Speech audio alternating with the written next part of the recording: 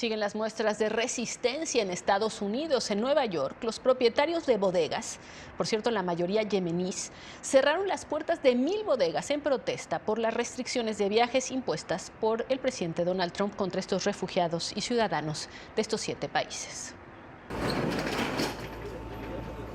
We are in 2017. What you're doing now is something in the past. And the wars and revolution happens a lot. Again, it's something like that. So we have to protect each other and we have to be like one person. En los locales se podían leer letreros como cerrado, mi familia está detenida en el JFK o mi familia está varada en el extranjero.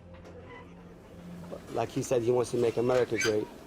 I mean, make it, but you have to do it, there's ways to do it. If that's his agenda, of thinking of making America great again, then he's wrong.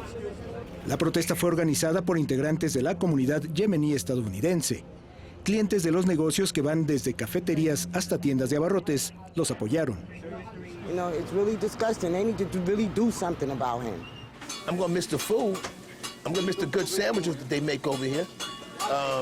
But you always got to do something right. I'm 100%. También lo hizo el alcalde de Nueva York, Bill de Blasio. En su cuenta de Twitter expresó: los propietarios de bodegas de la ciudad de Nueva York están cerrando valientemente sus puertas para oponerse a la vergonzosa orden ejecutiva del presidente. Estoy con ellos.